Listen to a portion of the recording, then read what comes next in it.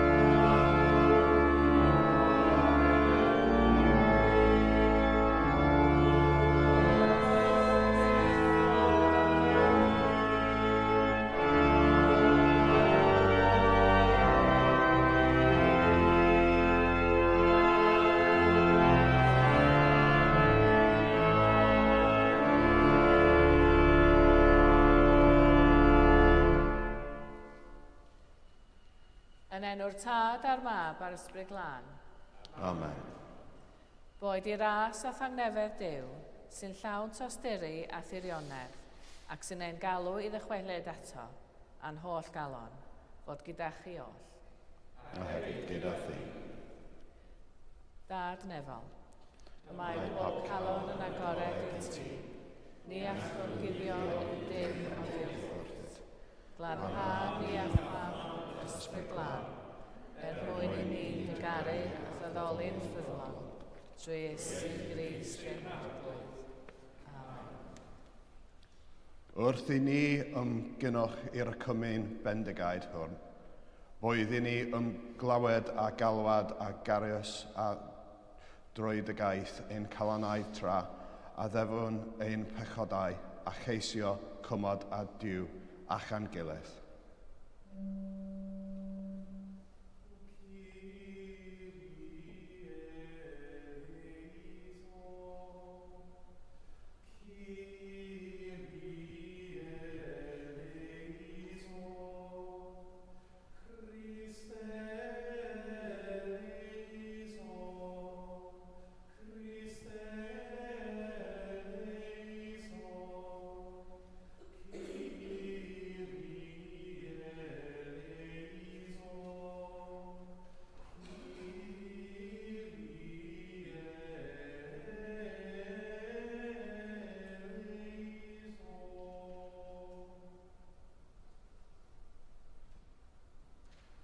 Dad nefol, rydym wedi methu ar feddwl gael o'r gweithred, a heb wneud yr hyn a ddolio. Mae'n wirddrw gennym, ac yr ydym o ddifrif yn y diwethaf, heb mwyn y fawr sy'n Grist o ddifal drosto. Mae i'r cwbl a'i theirio, ac arwain ni yn ei ffordd i gerdded fel plant o goleuni. Yr holl alluog Dduw sy'n maddau bawb sy'n wir a difeiriol, a drigo'r hawrth eich a chryddhau o bechod, eich cadarnhau mewn daioni a'ch cadw yn y bywyd trwyddol, trwy Iesu Grist ein Harglwydd. Amen. Holl alluog Dduw, yr ymprydiodd dy fab Iesu Grist 20 diwrnod yn yr anialwch, a'i demtio fel ninnau, ond eto heb bechod. Dyroi ni ras i ddisgyblu ein hunain mewn i fuddod i'th ysbryd, a chan wybod am ein gwendid, bydded ni felly adnabod dy allu a chybol, trwy Iesu Grist ein Harglwydd sy'n fyw ac yn teyrnasu gyda thi yn undod yr Ysbryd Glân, yn un Duw, yn awr ac am byth. Amen.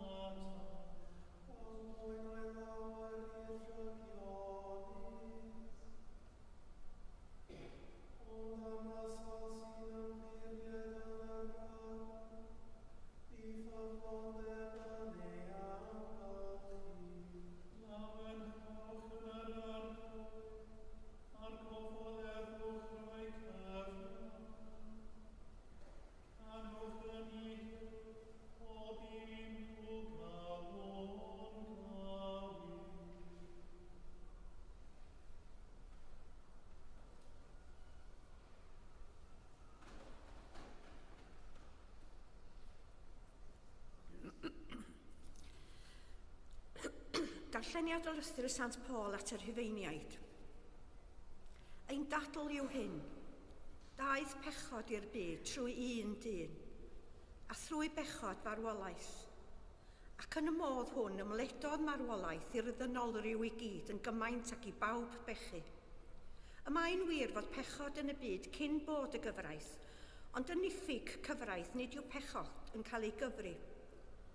Hynny, teyrnasodd marwolaeth o adda hyd Moses, hyd yn oed ar y rhai oedd heb bechu ar batrwm trosedd adda, ac mae adda yn rhaglun o'r dyn oedd i ddod.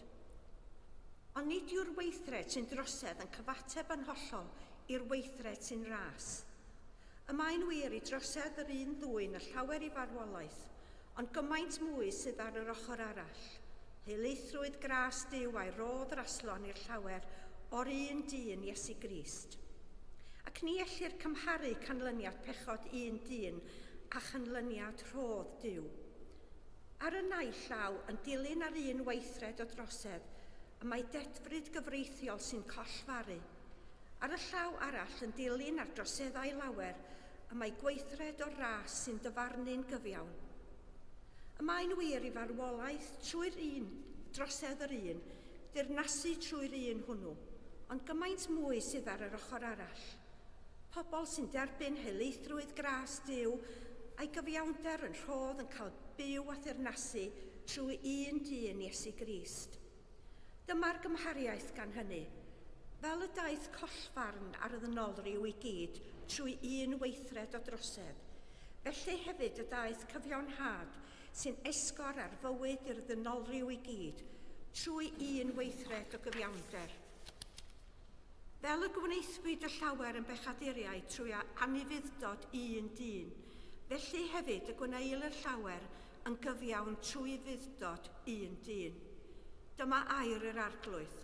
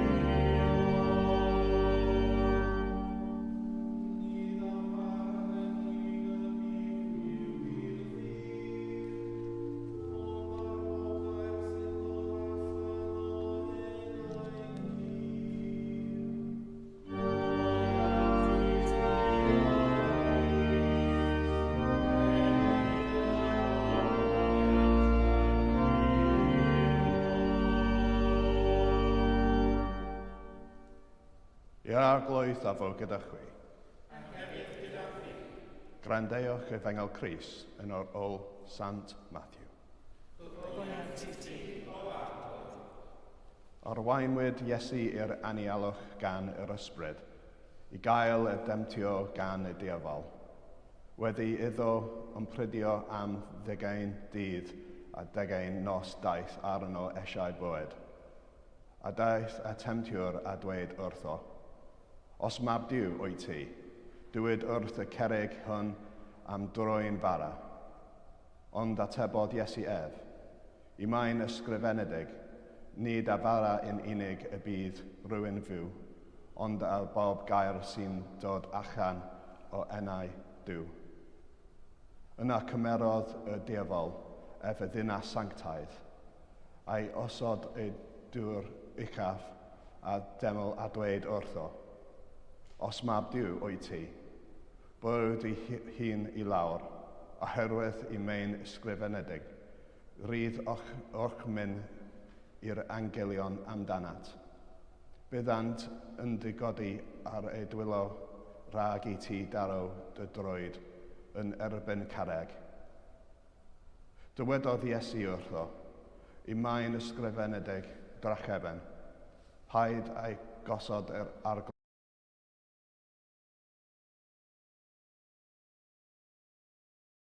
Os syrthi i lawr am haddoli i.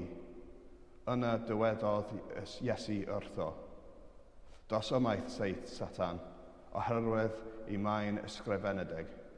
I'r arglwydd dy Dduw a addoli achef yn unig a wasanaethu.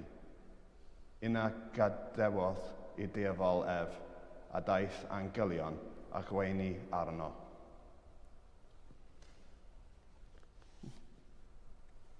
Dyma efengel i'r arglwydd. Olion ti ti.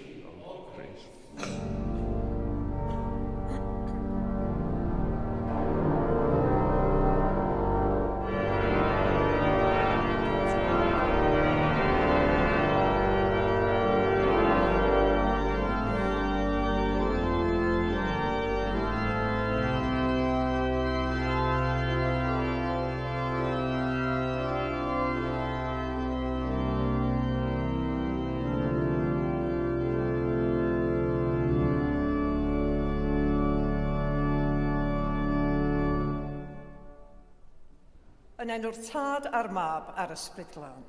Amen.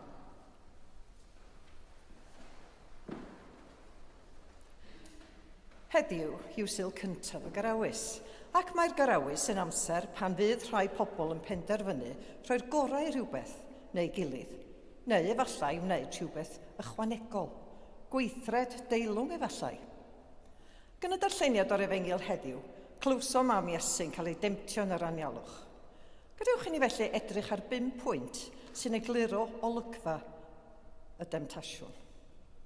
Yn gyntaf, mae'r temtasiynau'n uniaethu Iesu a threftadaeth Israel. Mae adleisiau yma o amser Israel yn yr anialwch, ac mae'r term o 20 diwrnod yn berthnasol yma. Mae'r tair temtasiwn y gwrthsafodd Iesu yn ei herbyn yn cyfateb I demtasiynau Israel. Mae'r temtasiynau'n egluro yn ail, egluro natur gwaith Iesu fel mab Duw. Ac yng ngweinidogaeth Iesu, gwelwn oblygiadau ei hunaniaeth fel mab Duw.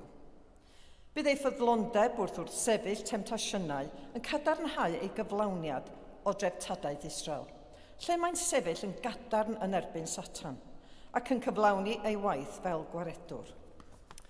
Lle nais mewn cylchgrawn unwaith hyn. Roedd Iesu yn wynebu dewisiadau yn yr anialwch, dewisiadau a oedd yn peryglu bywyd. Nid oedd yn ymwneud â bwydo ei hun a phobl eraill yn unig, nid oedd yn ymwneud â phŵer ac awdurdod yn unig, ond â chamddefnyddio a defnyddio pŵer sy'n dal yn berthnasol hyd heddiw. Nid oedd yn ymwneud â thaflu ei hun oddi ar y deml yn unig, roedd ac mae'n ymwneud â'r hyn y mae'n olygu I fod yn ddynol, ac yn bwy yr ydym yn ymddiried. Pwy neu beth a mae pobl yn ymddiried ynddo heddiw? Nid yw'r heddlu, y gwleidyddion, hyd yn oed yr eglwys yn cael eu hymddiried mwyach fel yr oeddent ar un adeg. Dyna'r diwedd y dyfyniad. Yn drydydd, mae'r temtasiynau'n adlewyrchu gwrthdaro teyrnasiad Duw a theyrnasiad Satan. Gellir dehonglid amhegion a gwirthau Iesu fel rhai sy'n cyfeirio weithiau at demtasiwn Satan. Enghraifft, yn amegyrheuwr, nid yw'r rhain derbyn y gair oherwydd bod y diafol yn dod ac yn cipio'r gair oddi wrthynt. A mae Lug hefyd, yn ogystal â Matthew, yn gweld methianau'r disgyblion yn ioddeffaint Iesu fel canlyniad temtasiwn Satan. Mae'r temtasiynau yn bedwerydd yn pwysleisio y dylid deall gweinidogaeth Iesu fel y cyflawniad yr ysgrythurau. A fel yr oedd eisoes wedi sôn, mae Iesu'n ymateb gan ddefnyddio dyfyniadau o'r ysgrythur. Mae hyn yn pwysleisio bod gweinidogaeth Iesu yn cyflawni'r ysgrythurau. Yn bumed, mae'r temtasiynau'n cynnig model I ddilynwyr Iesu ar gyfer gwrthsefyll temtasiwn. A'r bwriad yma yw bod Iesu yn fodel i'w ddilynwyr ei efelychu. Mae themau yma o ddioddefaint gwasanaeth garwch, hunanwadu, codi ein croes a gwasanaethu eraill. Ond os ydym am gyflawni nodau o'r fath, mae angen pŵer yr ysbryd glân arnom i'n helpu. Mae angen I ni aros yn ffyddlon mewn gweddi. Mae angen I ni ddangos tosturi tuag at yr rhai sydd wedi hymylu yn ein cymdeithas. Ac mae angen I ni gael ymdeimlad o gyfiawnder a chydradoldeb ym mhob un o'n trafodaethau ag eraill. Wel, gan symud ymlaen o'r 5 pwynt hynny, Gwelodd y 4edd ganrif o Crist gynnydd mudiad a effeithiodd yn ddwfn ar Gristnogaeth. Pan benderfynodd unigolion a grwpiau fyw bywyd o asgetigiaeth eithafol, yn aml mewn lleoedd anghyfleus, fel yr anialwch. A mae'r diwynydd Jane Williams yn ysgrifennu hyn. Bod y tadau a'r mamau anialwch hyn, fel ei gelwyr, yn llwgu eu hunain o fwyd, diod a chwmni. Roeddent yn gweld eu hunain fel rhyfelwyr ar flaen y gad o wrthdaro rhwng da a drwg. Ac fe hyffordd asant eu hunain trwy'r campau asgetigiaeth hyn i fod yn ddibynnol ar nerth Duw ac ar hynny'n unig. Ni wnaethant geisio dylanwadu ar weddill yr eglwys na chymdeithas. Roeddent yn byw bywydau tlawd wedi tynnu'n ôl o ganolfannau dylanwad. Ond, rhywsut fe wnaeth eu tystiolaeth roi egni hyd yn oed i'r rhai a wyddau na allent byth efelychu'r alwad galed hon. Wel, nid ydym i gyd wedi'n galw i fynd a byw bywydau asgetig llym yn yr anialwch fel y tadau a mamau cynnar hynny yn yr eglwys. Fodd bynnag, bob Garawys, cawn ein herio i feddwl am yr hyn sydd wrth wraidd ein bywydau, ac am yr hyn y gallai'r diafol ei gynnig i ni i'n temptio i ffwrdd oddi wrth ddiw. Mae'n bywydau'n hollol wahanol i'r ffordd o fyw yr ydym newydd ei chlywed yn cael ei ddisgrifio, a diolch i Iesu, nid oes rhaid i ni frwydro yn erbyn y diafol ar ein penna'n hunan yn yr anialwch. Nid yw hyn i ddweud bod ein bywydau bob amser yn hawdd, ymhell ohono. Bore ddoe, arweiniodd y parchedi ganon Trystan Owain Hughes bore tawel yma yn yr eglwys gadeiriol, gyda'r themau pererindod, dioddefaint a gobaith. A Trystan yw awdur llyfr Garawys swyddogol ar Chesgob Cymru ar gyfer 2026, sef trwy'r anialwch. Oedd na un copi Cymraeg yn y ddoe, ond mae yna fwy ar gael, a mae yna ddysgu i Saesneg. A'r llyfr yma, lle cawn ein gwahodd i archwilio heriau bywyd trwy lens drawsnewidiol pererindod. Ac ydych chi a diddordeb mewn pererindod, mae yna lot o hysbys bore yma. Dyma daflen, a mae yna ddigon o hein yn y cefn, llwybr Cadfan, llwybr pererindod Esgobaeth Bangor. A mae yna rhaid dod i fyny cyn bo hir. Ysgrifennodd yr archesgob Cherry hyn am y llyfr Trystan. Mae Trystan yn y llyfr gafaelgar hwn yn disgrifio sut y gallwn ddysgu gweld Duw ar waith yn ein bywydau, hyd yn oed ar yr adegau tywyllaf. Ac mae'n mynd ymlaen wrth gwrs i ddeud bod o'n lyfr ardderchog i ddilyn astudiaeth Garawys. Ysgrifennodd Rowan Williams diwynydd a chyn archesgob Caergaint hyn. Yn y llyfr teimladwy hamddenol hwn, fe'n gwahoddir i rannu gwahanol fathau o bererindod. Nid pererindod i leoedd sanctaidd yn unig, ond y daith i bresenoldeb a'r hodd dreiddiol a dwyfol yn y byd. A'r daith i'r hyn yw ystyr byw fel corff bregus a dioddefus. Duw yw'r canol magnetig ar gyfer y teithiau hyn i gyd, a mae hwn yn llyfr rhyfeddol o fyfyrdod, galarnad a dathlu. Ac mae Rob Parsons OBE yn disgrifio'r llyfr fel ungol, heriol ac arteithiol o onest. Yn ystod y bore tawel ddoe, gwahoddodd y canon Trystan i fyfyrio ar sut y gall natur, lle, cyfeillgarwch ac arwyddion gras ein cynnal a dod â gobaith. Hyd yn oed mewn cyfnodau o amser caled, o frwydr. Roedd lle hefyd i fyfyrio'n dawel, gan gynnig dechrau tyner ac adferol i dymor y Garawys. Ac mae rhaid mi ddeud, mae tipyn o amser ers pryd wedi clywed neb yn cyflwyno, unrhyw un yn cyflwyno, gystal a wnaeth canon Trystan ddoe. Oedd o'n fendigedig, ac swn i wedi medru gwrando arno fo drwy'r dydd, a dyna beth dwi'n glywed gan cydweithwyr ac eraill hefyd. Rwyf wedi darllen y llyfr hwn o glawr i glawr, a gallaf ei argymell yn fawr. A dyma'r llyfr yma'r Deon Manon a'r Canon Tracy yn seilio'r cwrs Garawys ar-lein arno. Da chi wedi clywed hynny'n barod, dipyn o hysbysiadau yma bore yma i chi. 7 ar gloch nos Iau, pob dydd Iau trwy gydol y Garawys. A mae'r parchedi gandi hefyd yn cynnal cwrs y Garawys yn eglwys y Groes pob dydd Iau am 2 y Prynhawn, yn seiliedig ar y cwrs Garawys ysgrifennwyd gan Ddeon Casnewydd. Wel, cefais fy nhemtio i ysgrifennu mwy am gynnwys llyfr y Canon Trystan, ond byddai hynny'n difetha eich profiad o fynychu a chymryd rhan yn y cwrs. Ac rwy'n wir ac yn fawr obeithio byddwch yn gwneud hynny, gan y bydd presenoldeb pob un ohonoch yn cyfoethogi ein profiad cymunedol. Ac fel y dywedodd y Deon Manon bore yma, does yw rhaid i chi ddarllen y llyfr i fynychu'r cwrs, allwch chi wneud heb hynny hefyd.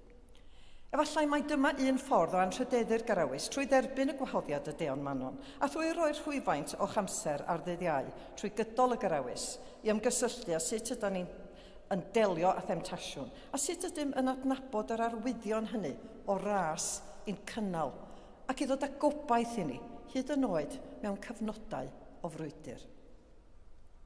Mae themtasiwn yn rhan o'n profiad dynol, ond i lawer o bobl yn yr 11 ganrif ar 20, nid oes unrhyw debygrwydd rhwng y stori'r Efengyl hon a'i profiad dynol. Nid yw'n ymddangos bod gwahaniaeth clir rhwng da a drwg mwyach. Mae hyn yn amlwg yn y maes y dewisiadau moesol mae'n rhaid i ni ei gwneud a'r heriau cyson yr ydym yn ei hwynebu fel Cristnogion. Ond rydym wedi ein galw i fod yn ffyddlon, hyd yn oed yng ngwyneb temtasiwn. Mae stori yr Efengyl hon yn ein hatgoffa bod gwobr uwch na chyfoeth y byd hwn. Mae'n ein hatgoffa a bwy yw Iesu, a phwysigrwydd dilyn yr esiampl y mae wedi gosod i ni. Os ydym yn ystyried y 10 gorchymyn, yna ni fyddwn yn mynd ymhell oddi ar y trywydd. Mae'n ein hatgoffa o'n hangen i gael ein harwain gan yr ysbryd glân. Ond yn y pen draw, mae'n ein hatgoffa a bwrpas Duw ar gyfer bywyd, a'r alwad i addoli a gwasanaethu Duw. Nid mater o ddilyn rhestr o reolau a rheoliadau ydyw gymaint, ond mater o fod yn ffyddlon i alwad a phwrpas Duw. Y Duw sy'n ein caru ni yn fwy nag y gallwn ni byth ei ddychmygu. Dim ond trwy ddarllen gair Duw, trwy ymgolli mewn gweddi ac unigedd o dro i dro, a trwy gyfarfod a'n gilydd fel cymuned Gristnogol, i geisio ewyllus a phwrpas ar Duw ar gyfer yr eglwys yn y lle hwn ar yr adeg hon, y gallwn wybod beth yw galwad a phwrpas Duw. Ond cofiwch, yn ogystal â'r angen i archwilio ein hunain yn ystod y Garawys, rwy'n credu bod angen hefyd i ni atgoffa ein hunain, ei bod ni yn werthfawr i Duw, bob un ohonom, ac cael ein caru ganddo. Felly hoffwn orffen trwy ddarllen cyfieithiad bras o ddarn o'r enw A Blessing of Solitude gan y diweddar John O'Donoghue o'i lyfr Anam Cara, Spiritual Wisdom from the Celtic World. Bydded i chi gydnabod yn eich bywyd, bresenoldeb, pŵer a goleuni eich enaid. Bydded i chi sylweddoli nad ydych chi byth ar ben eich hun, bod eich enaid yn ei ddisgleirdeb a'i berthyn, yn eich cysylltu'n agos a rhythm y bydysawd. Bydded i chi barchu eich unigoliaeth eich hun a'ch gwahaniaeth. Bydded i chi sylweddoli bod siap eich enaid yn unigryw. Bod gennych chi dynged arbennig yma. Bod rhywbeth hardd, da a thragwyddol yn digwydd y tu ôl i'r ffasad eich bywyd. Bydded i chi ddysgu gweld eich hun gyda'r un llawenydd, balchder a disgwyliad ac y mae Duw yn eich gweld chi ym mhob eiliad.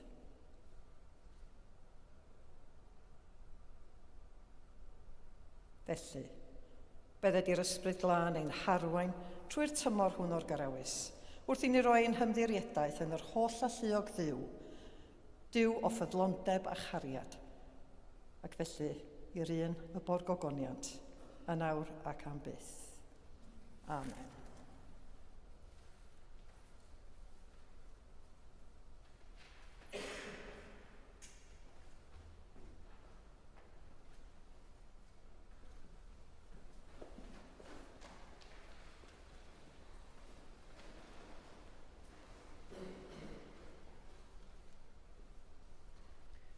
Credwn yn un Duw, y Tad yr holl alluog,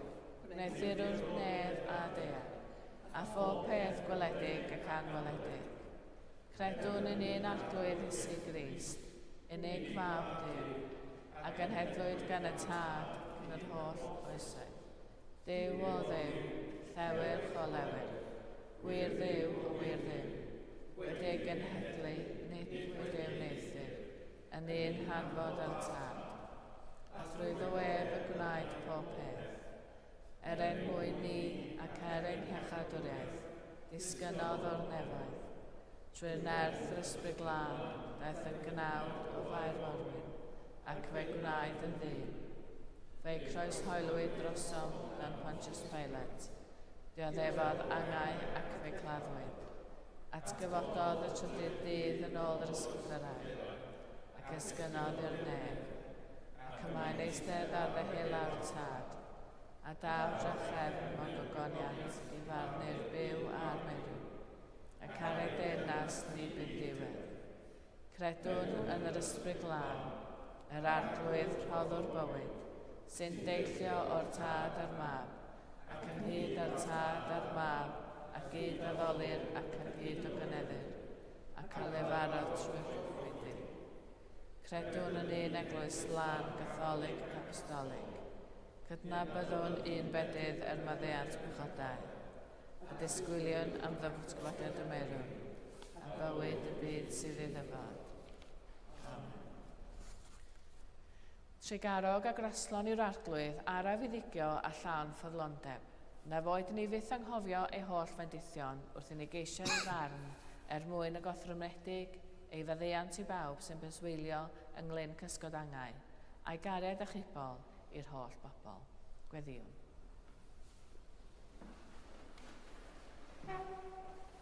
Dduw sanctaidd, gweddiwn dros yr eglwys a grewyd dogoniant.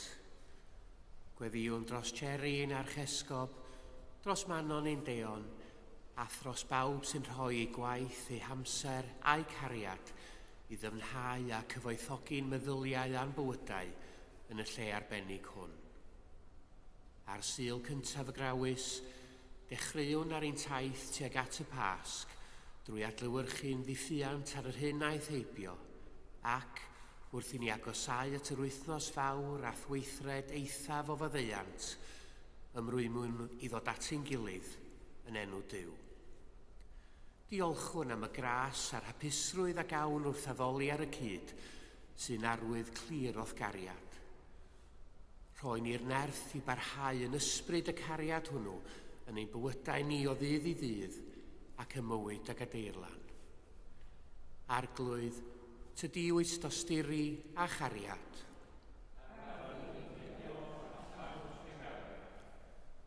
Dduw sanctaidd, gweddiwn dros y byd a grewyd gan dy gariad.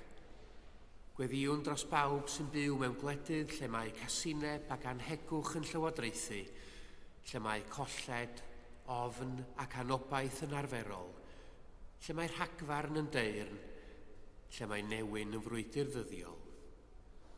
Gad i bawb sy'n dioddef yr anghyfiawnderau enbyd hyn, dderbyn yr heddwch perffaith sy'n dod drwy dy gariad gweddnewidiol, holl gynhwysol. Arglwydd, tydi wyt dosturi a chariad. Dduw sanctaidd, gweddiwn dros bawb sydd wedi dioddef yn y tywydd garw dros y cyfnod dwythaf. Gweddiwn am y rhai sy'n poeni am fwyd a dillad, am wres, lloches a chartref. Diolchwn am waith banc bwyd y gadeirlan, ac i'r rhai sy'n trefnu croeso cynnes yma ar Brynhawn Mercher, yn cynnig noddfa a chwmni. Boed i ni yma yn y gadeirlan chwarae'n rhan i adeiladu cymdeithas lle mae pawb yn cael gofal ac amddiffyniad, mwyn Iesu Grist ein harglwydd. Arglwydd, tydi wyt dosturi a chariad. Dduw sanctaidd, gweddiwn dros dy holl bobl wedi creu ar dy ddelw, ac yn enwedig dros yr unig, y galarus a'r claf. Gweddiwn yn arbennig dros Elma, Leslie, Anne a Mary. Anadlan adleinioes arnynt a dŵg iddynt drydrigaredd a thras. Dyro heddiw hefyd dy gryfder, nerth a heddwch i'r rhai sy'n gofalu'n gariadus amdanynt drwy'r cyfan. Arglwydd, tydi wyt dosturi a chariad. Ddiw sanctaidd gweddiwn dros yr rhai sy'n teimlo baich, colled a galar yn drwm yr wythnos hon. Boed i'r gobaith am heddwch tragwyddol sy'n sylfaen i'r ffydd, eu cynnal a'i cysuro. Gweddiwn dros yr anwyliaid o'n cymuned sydd wedi marw yn ddiweddar, a thros bawb y cedwyr ei gwyl goffa'r dyddiau hyn. Ac mewn enid o ddistawrwydd, gweddiwn dros yr rhai rydym yn ei caru, ond na'i gwelwn mwyach.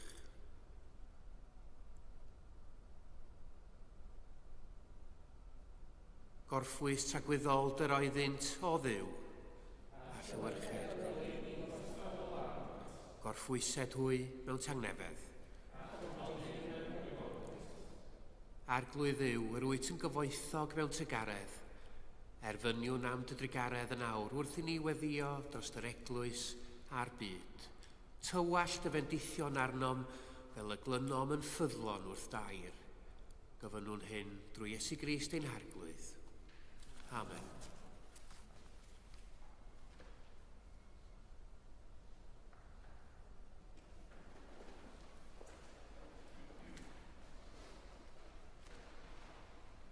Am hynny, oherwydd ein bod wedi'n cyfiawnhau drwy ffydd, y mae gennym heddwch a Duw trwy'n harglwydd Iesu Grist.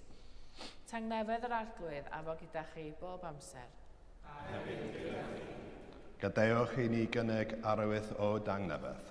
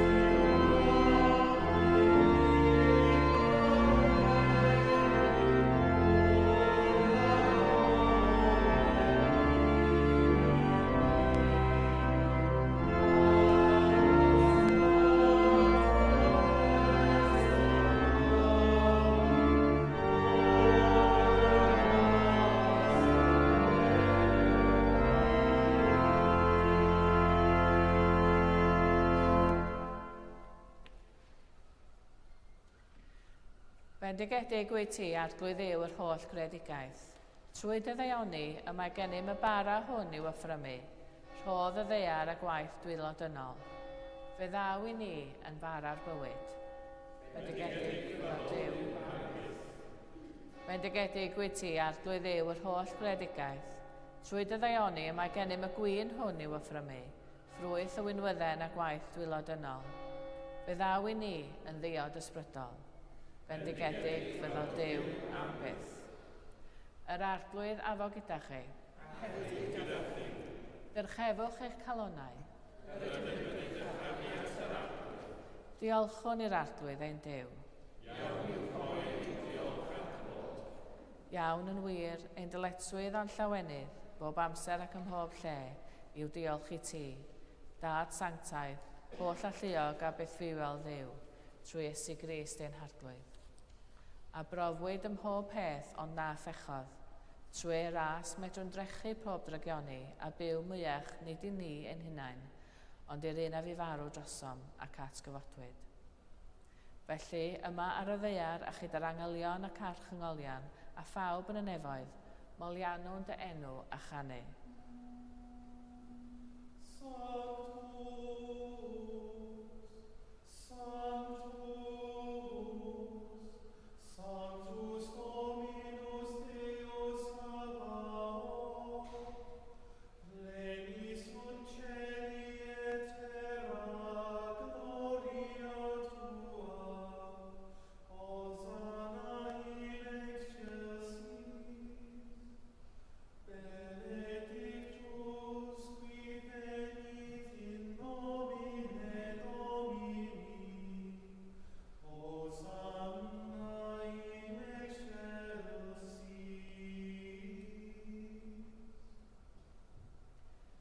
O Dad yn y nefoedd, gwrando'r weddi a gyflwynwn yn enw Iesu. Trwy'n erth yr ysbryd glân yn dirion fel cylomen, bydde dy bara hwn a'r gwyn hwn i ni yn gorff a gwaed Iesu. O Dad, cofiwn pan gafodd Iesu swper gyda'i ffrindiau noson cyn ei farw, fe gymerodd y bara a diolch i ti. Fe torodd a'i roi y ffrindiau dweud, cymerwch hwn a'i fwyta. Dyma fy nghorff a roddir drosoch chi. Gwnewch hyn i gofio amdanaf. Ar ôl swper fe gymerodd Iesu cwpan gwyn. Diolchodd i ti a'i roi i ffrindiau dweud, yfwch o'r cwpan hwn bob un ohonoch, a mae hwn i fy ngwaed, yr addewid newydd o gariad Duw. Gwnewch hyn bob tro yr yfwch ef, i gofio amdanaf.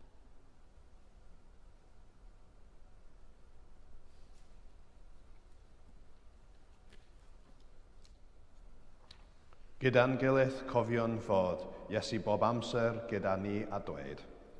Fi farw Crist, atgyfododd Crist, daw Crist mewn gygoniant. O Dad, wrth i ni gofio dy fab Iesu Grist a fi farw ar y groes ac atgyfododd, offrymwn i ti yr rhoddion hyn, a'r holl roddion yr wyt ti'n ei rhoi mor hael i ni. Anfon ysbryd glân i fod gyda ni a phawb sy'n rhannu'r bara hwn, ac yn yfed o'r cwpan hwn. Helpa ni i ymddiried yno ti, tirda ni nes at ein gilydd a'n croesawu gyda dy holl bobl i deyrnas o gyneddus Iesu.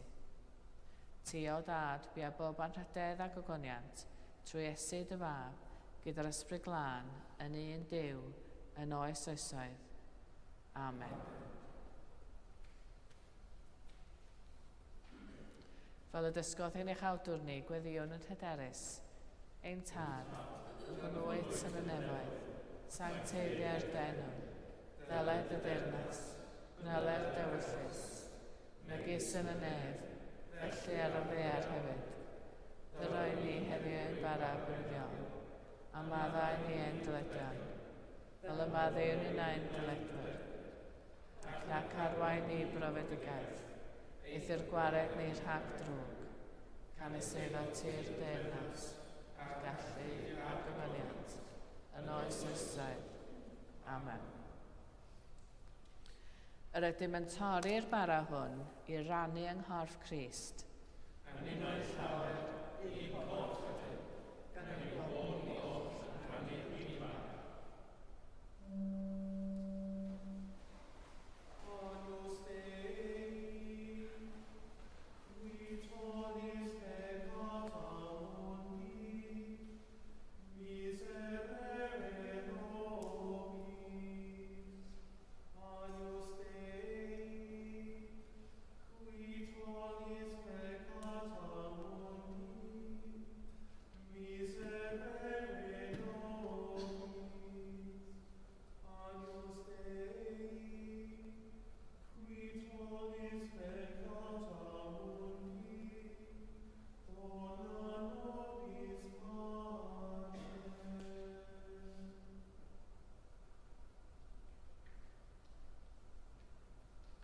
Rhoddion sanctaidd Duw ar gyfer pobl sanctaidd Duw. Yma Iesu Grist yn sanctaidd. Yma Iesu Grist yn arglwydd.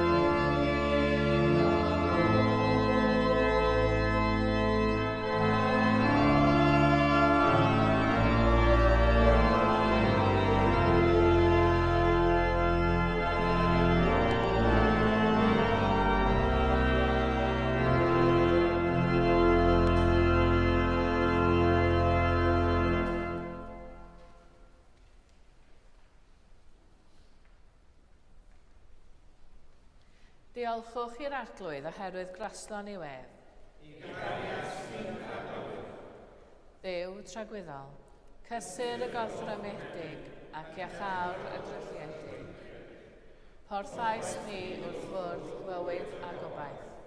Disg i ni lwybrau a ddweinder a thangnefel, mwyn i'r holl fyd gydnabod tenas dy fawr, sy'n Grist ein harglwydd. Amen. Yr arglwydd a fo gyda chi. Rhodded Crist ras i chi gynyddu mewn sancteiddrwydd i ymwadu â chi eich hunain ac i godi eich croes a'i ddilyn hedd. A bendith Duw holl a lluog, y tad, y mab a'r ysbryd glân, a fo'n eich plith ac adrigo gyda chi'n wastad. Amen. Ac ymodwyd a Duw trwy Grist, a chynaid y greadigaeth newydd. Ewch mewn tangnefedd i garu a gwasanaethu'r arglwydd. Yn enw Crist.